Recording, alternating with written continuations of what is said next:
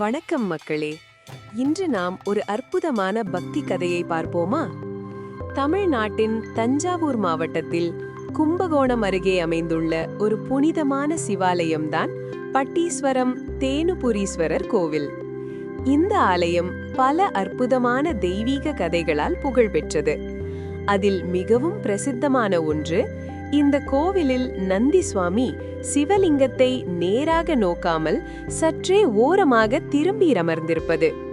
பொதுவாக சிவன் கோவில்களில் நந்தி எப்போதும் சிவலிங்கத்தை நேருக்கு நேர் நோக்கி அமர்ப்பார். ஆனால் பட்டீஸ்வரம் கோவிலில் மட்டும் நந்தி சற்று விலகி திரும்பி இருப்பது ஒரு அழகான பக்தி கதையின் சின்னமாகும். பல நூற்றாண்டுகளுக்கு முன்பு திருஞான சம்பந்தர் எனப்படும் ஒரு சிறுவன், ஆனால் மிகப்பெரிய சிவபக்தன், இந்த கோவிலுக்கு வர ஆசைப்பட்டார்.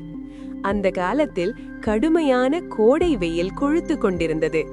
சிறு வயதான சம்பந்தர் அந்த வெயிலில் நடந்து வர தவித்தார். அப்போது தன் அன்பு பக்தனை பார்த்து கருணை கொண்ட சிவபெருமான் வானிலிருந்து தன் கணங்களை அனுப்பி முத்துக்களால் அலங்கரிக்கப்பட்ட பந்தல் அமைக்க செய்தார். அது சம்பந்தருக்கு நிழலும் குளிர்ச்சியும் அளித்தது. இதனால் மகிழ்ந்த சம்பந்தர் சிவனை தரிசிக்க வேகமாக கோவிலை நோக்கி வந்தார். அந்த தருணத்தில், என் அன்பு பக்தனை நான் வெளியிலிருந்தே காண வேண்டும் என்று எண்ணிய சிவபெருமான் நந்தி சுவாமியிடம், சற்று விலகி அமர்ந்து என் பக்தனுக்கு எனது தரிசனம் கிடைக்க செய் என்று உத்தரவிட்டார். சிவனின் ஆணைக்கு உடன்பட்ட நந்தி சற்றே தன் நிலையை மாற்றி ஓரமாக அமர்ந்தார்.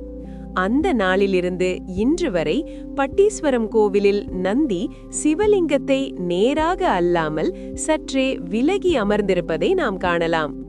இந்த நிகழ்வு பக்தியின் மகத்துவத்தையும், தன் பக்தர்களுக்காக கடவுள் கூட அமைப்புகளை மாற்ற தயங்காத அன்பையும் நமக்கு எடுத்துச் சொல்கிறது. சம்பந்தரின் தூய பக்தி சிவனின் அளவற்ற கருணையை வெளிப்படுத்திய ஒரு தெய்வீக சின்னம்தான் இந்த நந்தியின் திருப்பம். நீங்களும் பட்டீஸ்வரம் சிவன் கோவிலுக்கு சென்றால் இந்த நந்தியை பார்த்து ஒரு விஷயம் நினைவில் வைத்துக் கொள்ளுங்கள். உண்மையான பக்தி இருந்தால் கடவுள் கூட நமக்காக நகர்வார்.